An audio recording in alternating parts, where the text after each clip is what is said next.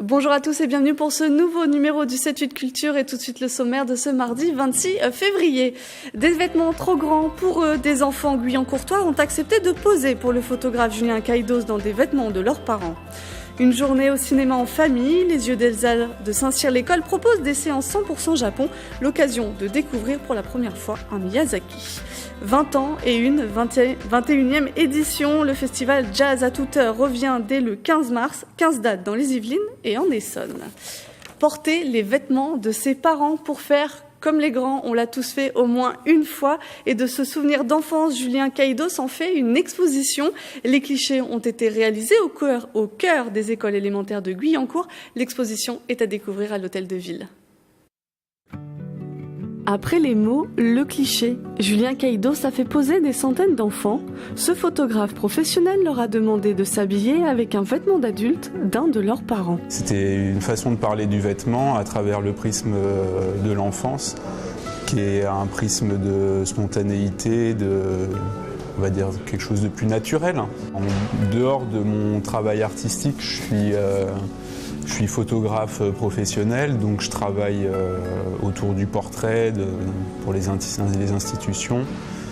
Je fais de la photographie de mode aussi. J'ai déjà fait des photographies d'enfants pour des magazines et pour des catalogues de vêtements.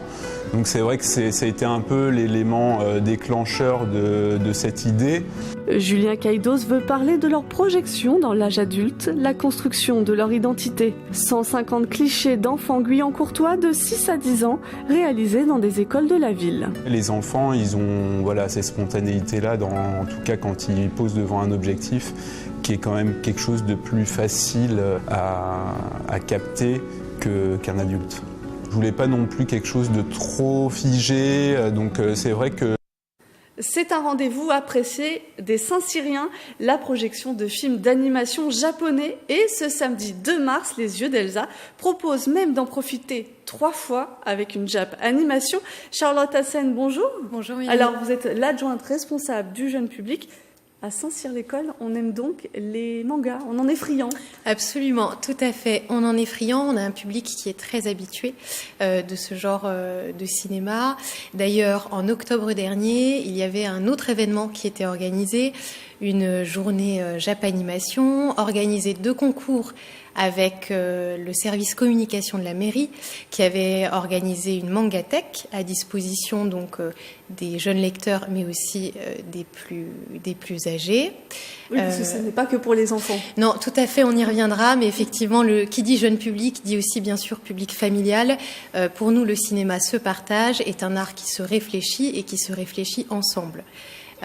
Donc absolument, c'était aussi créé de concours avec la bibliothèque de Saint-Cyr-l'École qui a organisé un concours manga où des jeunes et moins jeunes se sont essayés à dessiner des personnages de manga, ce qui est loin d'être évident. Compliqué. Absolument.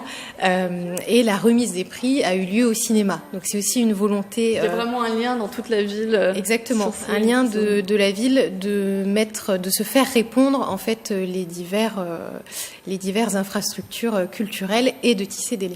Alors pour cette journée Japanimation qui est une après-midi, vous proposez donc 3 films et on va pouvoir découvrir ou redécouvrir, parce que certains les ont sans doute déjà vus, Mirai, ma petite sœur de Mamoru Hosoda et Marie et la fleur de la sorcière d'Hiromasa Yonebayashi. Est-ce que ce sont des classiques des films d'animation ? Alors, la journée commencera à 14h par Marie et la fleur de la sorcière, qui est un conte assez poétique sur l'enfance, mais on y reviendra aussi. Alors, c'est un classique plus ou moins. Disons que c'est sorti très récemment, en 2018 de mémoire. C'est un classique dans le sens où on assiste à un imaginaire foisonnant, à des dessins qui sont absolument somptueux, et toujours cette thématique de quête qui est reprise dans l'animation, dans les films d'animation et bien sûr dans l'animation japonaise. Ce sont des bases qu'on retrouve à chaque fois qui font la marque des animations japonaises. Oui, je crois. On nous propose toujours un voyage qui est soit d'un lieu donné, on traverse quelque chose, mais on traverse aussi souvent un état d'esprit ou sa personnalité. Il est souvent, très souvent question de quête initiatique, et c'est le cas notamment du deuxième film qui sera projeté. Il s'agit donc de Mirai, ma petite sœur, réalisé par Mamoru Hosoda. C'est son dernier. Alors il aborde des thèmes qui lui sont particulièrement chers, l'idée de la famille, le rapport à l'autre, à l'altérité. C'est un jeune garçon qui vit l'arrivée de sa petite sœur. Ce qui peut chambouler une famille, un petit garçon en général, enfin l'aîné en général. Exactement, il se retrouve décentré finalement du modèle de la famille comme il le concevait, pardon. Et effectivement, là encore, c'est empreint d'un imaginaire absolument incroyable. On rentre carrément dans un monde magique, dans sa perception à lui. Alors, il va y avoir des voyages dans le temps. Il va aller à la rencontre de sa famille à différents moments de leur vie pour comprendre ce qui lui arrive, pour mieux se construire aussi, parce qu'il est question bien souvent dans les films d'animation de construction et de grandir. Et de grandir, parce que ce sont surtout des histoires d'enfants, parce que le choix des films n'est pas anodin, ça s'inscrit dans le cadre du festival Cinéma Télérama Enfants. C'est pour ça que vous avez choisi cela. Alors, Télérama Junior, absolument, nous sommes partenaires, le cinéma Les Yeux d'Elsa est partenaire cette année encore. Nous les avons choisis parce qu'ils sont très qualitatifs. Alors après, le fait que des enfants soient au cœur de ces films, bien sûr, nous intéresse. On voit aussi dans les enfants des adultes en devenir. Ce qui était un peu le cas de l'exposition juste avant, donc comme quoi... Exactement, très joli lien, oui.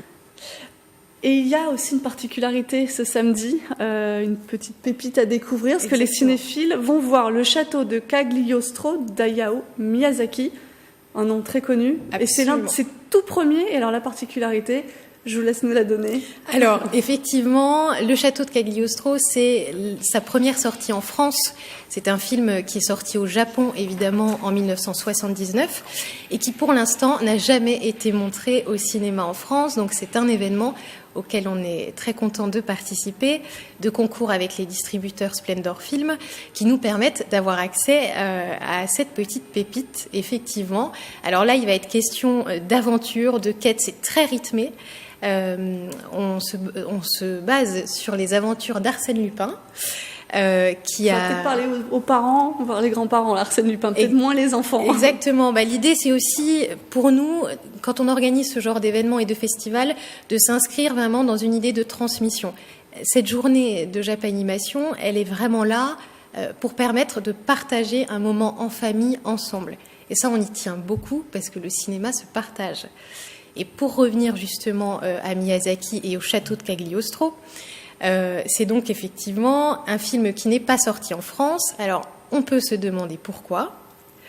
On y a réfléchi un peu et finalement en France, dans les années 80, peu de films d'animation japonaises étaient visibles, voire même pas du tout, parce que le public, très simplement, n'était pas habitués à ce genre de cinéma. Pour vous donner une idée, on était plutôt dans des retours vers le futur, l'aventure intérieure.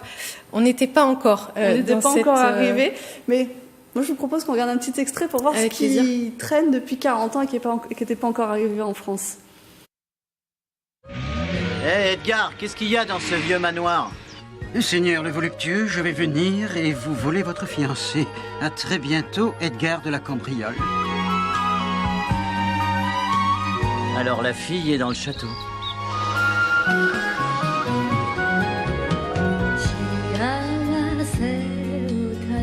Si le comte vous découvre ici, il va vous tuer.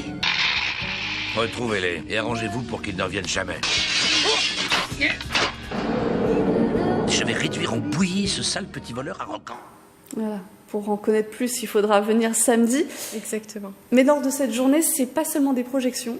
Il y a aussi un temps de médiation. Justement, j'imagine que vous revenez sur toutes les notions développées dans les films.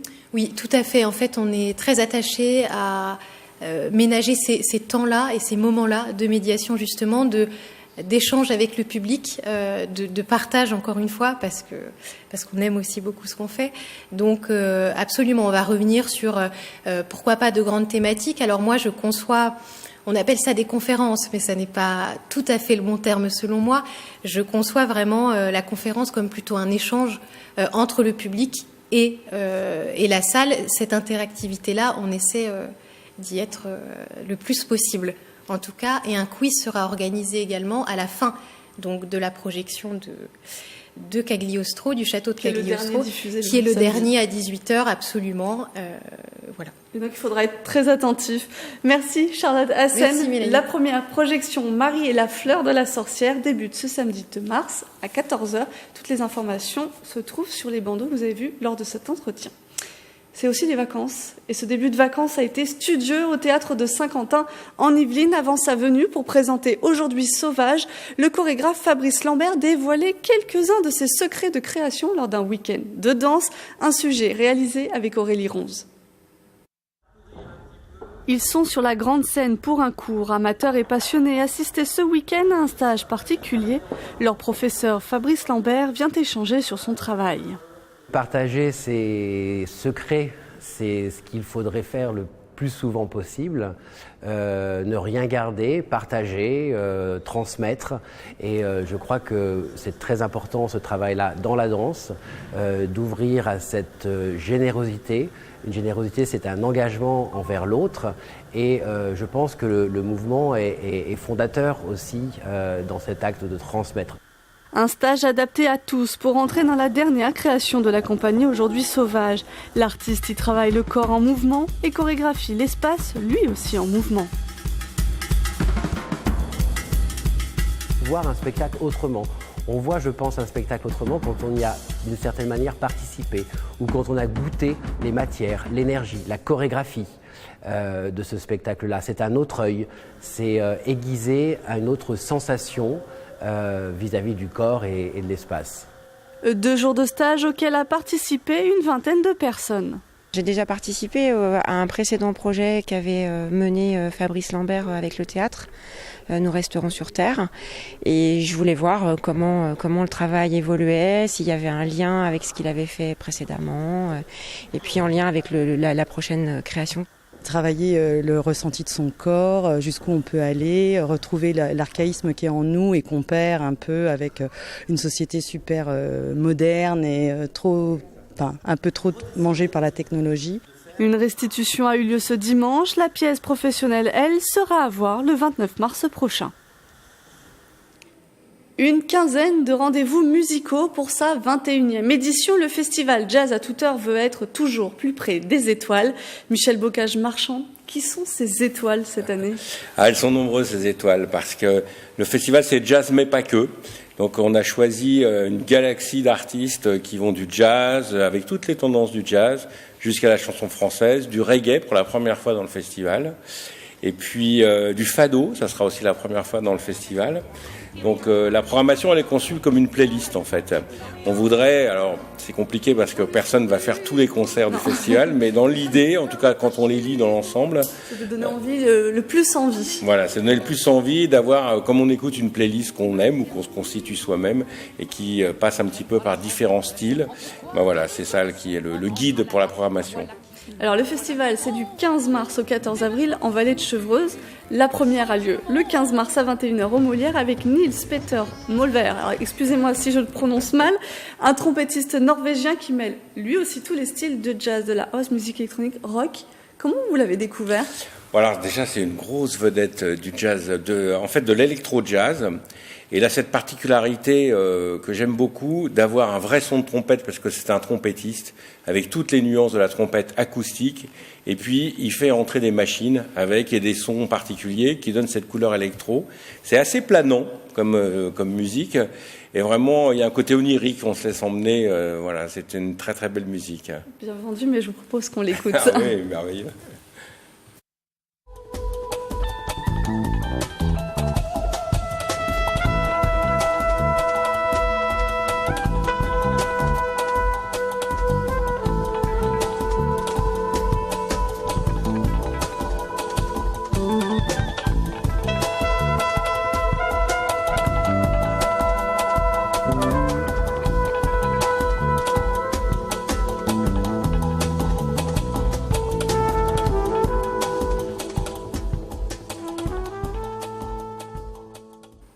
Très surprenant. Tout à fait. Mais très grosse référence européenne. Alors, vous l'avez dit tout à l'heure, le festival mêle tous les styles. C'est aussi pour permettre d'entrer peut-être plus facilement dans le jazz, qui le jazz en lui-même peut parfois un peu rebuter pour ses techniques de contrepoint, ou pas du tout. Spécialiste, bravo. Ou pas du tout. Au contraire, c'est pour montrer que le jazz rentre dans toutes les musiques. Alors, en fait, on est très sur le jazz actuel. Nils Peter Molver avec le côté électro-jazz, et puis l'influence de la soul music et du hip-hop qui sont très importantes. On est sorti de la période free jazz. Il reste quelques amateurs et quelques artistes. C'est pas du tout une critique. En tout cas, chez nous, c'est pas du tout ce style de jazz. C'est un jazz qui est redevenu mélodique. C'est un jazz qui perd pas son public en route, qui devient pas. Un jazz qui évolue avec l'actualité aussi. Et puis voilà. Donc là, on a deux très belles artistes qui sont des jeunes artistes, qui sont Kinga Klee, qui est une bassiste polonaise, et Nubia Garcia, qui est une saxophoniste anglaise, qui sont des jeunes artistes qui ont moins de 25 ans, qui dirigent déjà leur orchestre et qui revendiquent une influence hip-hop importante dans leur musique. Et donc on est dans cette couleur, de la même manière que le hip-hop est allé sampler des grands standards du jazz, il y a un retour dans l'autre sens, et c'est vraiment de très belle musique. Alors, il y a des artistes reconnus, connus, et une certaine Juliette, je pense que celle qui parle le plus peut-être au grand public. Oui, alors ça, c'est les merveilles de la chanson française. Et comme je l'ai dit, on est jazz mais pas que. Et dans ma liste de programmateurs fantasmés, il y a des artistes, et Juliette en fait partie, comme on a eu Michel Jonas, par exemple, il y a quelques années. Pourquoi ? Parce que Juliette, c'est à la fois une très belle voix, des textes vraiment et un humour extraordinaire, mais une très belle poésie aussi, des arrangements, des musiques qui sont magnifiques.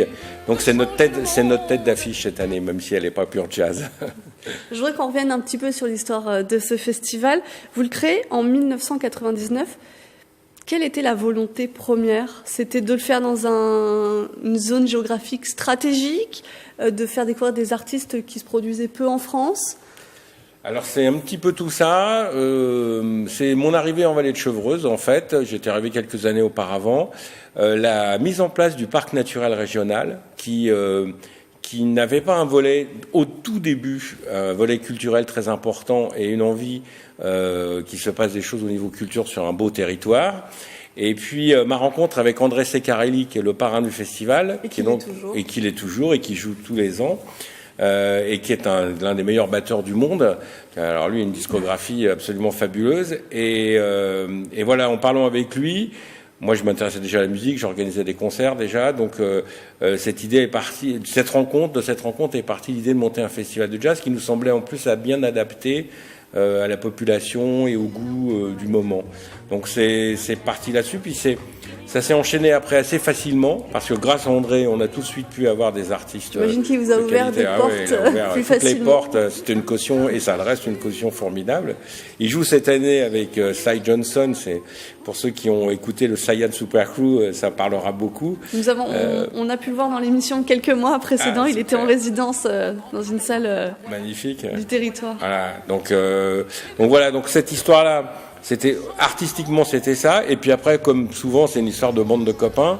Mes copains de l'époque, il en reste beaucoup encore dans les 120 bénévoles qui organisent le festival maintenant. Voilà, on avait envie de s'amuser, on avait en fait envie, et c'est l'objet de l'association, de créer le lien social à partir de l'organisation d'événements musicaux. Parce qu'on avait envie de se retrouver, c'était une génération aussi. Et puis on avait la chance de vivre dans des villages où les gens avaient envie de faire la fête et de se rencontrer. Notre public, alors c'est un peu élargi maintenant, mais c'est quand même 70% du territoire, Saint-Quentin-en-Yvelines, Vallée de Chevreuse. Et 20 ans après, vous attirez toujours les artistes, ils viennent avec plaisir ? Alors il y a 20 ans, j'allais chercher la programmation, maintenant c'est la programmation qui vient me chercher, je reçois... sincèrement plus de 50 propositions par jour. Voilà, je ne fais que des choix en essayant à la fois de mixer des artistes très reconnus et puis toujours les petites pépites, les découvertes ou les artistes qu'on va programmer juste avant qu'ils deviennent très célèbres. L'année dernière, on avait programmé la chanteuse Kimber Rose qui a explosé tout de suite après le festival, même pendant le festival. Bon, on en a eu quelques-uns dans l'histoire du festival, ça fait très plaisir. Merci Michel Bocage-Marchand. Alors je le rappelle, vous êtes le président du festival Jazz à toute heure. Il débute le 15 mars prochain et pour retrouver toutes les dates, direction bien sûr le site internet. D'Ehara à la création numérique, le château Vanderbilt connaît une nouvelle vie. Longtemps abandonné, le site a été réhabilité par l'association Usine Éphémère en lieu d'imagination artistique. Il est soutenu par la communauté urbaine Grand Paris Seine-et-Oise, le département des Yvelines et la ville de Carrières sous Poissy. Plus de 200 artistes ont déjà été accueillis par la structure. Le château Vanderbilt est à Carrières sous Poissy depuis 1885. 2000 mètres carrés de bâtiments. William Kissam Vanderbilt, un homme d'affaires et éleveur de chevaux américain, achète la propriété en 1906 pour sa proximité avec Paris et la Normandie. Un manoir légèrement surélevé pour voir l'hippodrome aujourd'hui disparu. Il a bâti, je dirais, son empire équestre ici et fait donc de l'élevage de chevaux sa spécialité pendant un peu plus d'une quinzaine d'années. Voilà, donc des riches propriétaires se sont succédés et à la sortie de la Deuxième Guerre mondiale, il y a eu un premier abandon de ce lieu. Puis donc les sablières modernes en fait qui ici exploitent donc le sable, les granulats. En ont fait leur siège social, voilà, et ont aussi exploité les terres attenantes au château. Le site connaît un nouvel abandon dans les années 90. Squatté puis racheté par la collectivité, le site a connu une réhabilitation par les usines éphémères qui récupèrent des lieux en déshérence depuis 1987. Dans cette pièce dans laquelle nous sommes, donc, l'atrium a été plutôt bien préservé. Les boiseries sont d'origine. Il y a quelques graffitis. Bon, voilà, ça a été retravaillé, repeint, poncé, etc. Et il y a eu, en fait, c'était assez rapide. Il y a eu 1 an et demi de travaux. Donc c'est vraiment rapide. Et 1,2 million, je crois, de budget pour 2000 m². Si on ramène ça au prix du mètre carré, c'est pas énorme, en fait. Le château Vanderbilt devient le château éphémère géré par Vanderlab, fabrique sonore et numérique en novembre 2014. Un lieu de création artistique avec 3 studios, 2 de répétition et 1 d'enregistrement. On met à disposition un atelier de travail, on met à disposition des outils. Donc ça peut être des systèmes de sonorisation, des lumières, des vidéoprojecteurs. Évidemment, notre soutien humain, puisque voilà, il y a une équipe au château, on est 6 personnes, et de cette équipe, voilà, à un moment donné, on connecte l'artiste soit à la villacité, soit évidemment à d'autres acteurs culturels, donc d'autres lieux, des endroits d'exposition, de démonstration, voilà, tout un réseau professionnel qu'on peut aussi mettre en connexion avec nos artistes résidents. Lieu de la bidouille, de la réflexion, le Fab Lab voit naître de nombreuses créations. Établis, machines à coudre et imprimantes 3D permettent de faire naître les inspirations artistiques. On fabrique des objets, donc on peut réaliser ses rêves d'une certaine manière. Voilà, donc on va prototyper certains objets. On rend accessible du coup des machines-outils ou des outils numériques au grand public. Voilà, on est dans une démarche de vulgarisation de cette culture scientifique et de toutes ces démarches. Artistes en herbe ou public amateur, le château éphémère propose aussi des ateliers. Le 9 mars prochain, les familles pourront créer des têtes d'animaux en volume.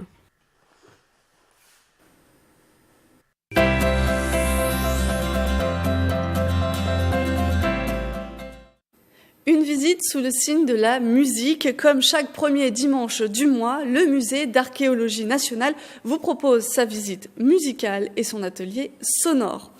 Envie de se faire une toile pour les vacances? Deux médiathèques vous accueillent, le Nautilus à Villepreux et celle du Canal à Montigny-le-Bretonneux. 6 dates vous sont proposées. Un spectacle à vivre en famille aussi du côté de la Royal Factory à Versailles. Le public part à l'aventure dans la jungle indienne avec Anandi. Cette petite fille espiègle ouvre la cage d'un tigre du Bengale. Une fable musicale mêlant théâtre, musique et ombre chinoise. Extrait.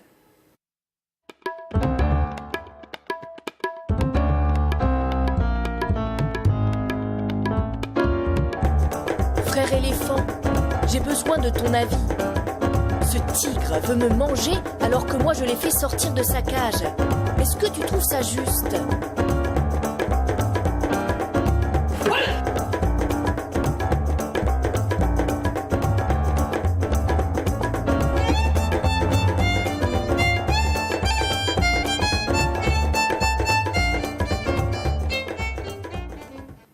5 artistes amateurs ou confirmés, tous rassemblés au Prisme à Elancourt. Le 19 février, c'était la 2e édition du 7-8 Humour, animée par Papy et Julie Chaise. Une édition que vous pourrez d'ailleurs retrouver sur notre antenne ce dimanche 3 mars à 21h. Et on regarde un extrait d'Astien Bosch et Farid Rezghi. J'aimerais qu'on se connecte tous ensemble. Du coup, vous allez regarder la personne qui est à votre droite. Allez-y, Voilà. regardez-la. Si la personne à votre droite, c'est que vous êtes mal assis. Voilà, ouais. Bon, du coup, regardez la personne à votre gauche. Oui. Et j'aimerais que cette personne, que vous la connaissiez ou pas, vous me donniez à 3 le nom de l'animal à laquelle elle vous fait penser. En toute honnêteté et en toute bienveillance. Bienveillance, hein. Il y a un animal qui vous vient, vous la regardez, il y a un truc qui vous vient. Le premier qui vient, réfléchissez pas, hein. On y va, on se lance, c'est maintenant. 1, 2, 3. Ok. Je sais pas si... Farid, Oui. Farid, Oui. Farid, Oui, j'ai Astien. besoin du micro, voilà. Oui, je Astien. suis en direct du public, voilà, c'est en Mais je en t'entends. duplex, Oui. live. Oui. Et à ma gauche, il y avait une personne qui a fait un bruit assez extraordinaire. Est-ce que vous pouvez nous le refaire? Tu entends ça? Une Là, belle parfait. vache d'Elancourt du Une vache 78. d'Elancourt. Vous ne Voilà. pas vous appeler comment, madame? Pardon? Johanna. Johanna fait la vache très bien. Moi, je t'avoue, Astien, je vais pas aller très loin. J'ai devant des gens qui ont mis tout leur cœur. D'ailleurs, il y avait du geste comme ça. Leur cœur et leur corps. Et leur corps aussi. Je vais leur demander, c'est vous, madame, franchement, c'était trop beau. Est-ce que vous pouvez nous refaire l'animal que vous avez fait? Oh! J'ai l'impression qu'elle voulait me sauter dessus, en fait. C'était quel animal? Une lionne. Oh. Une cougar, Farid. Non, une une cougar. cougar, non. J'ai reconnu d'ici, je vois.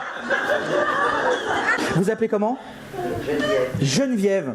Bonsoir Geneviève. Geneviève et Johanna. Ça commence par la même lettre. Ouais, voilà, les 2 J. C'est la fin de ce 7-8 Culture. Merci de nous avoir suivis. On se retrouve mardi prochain.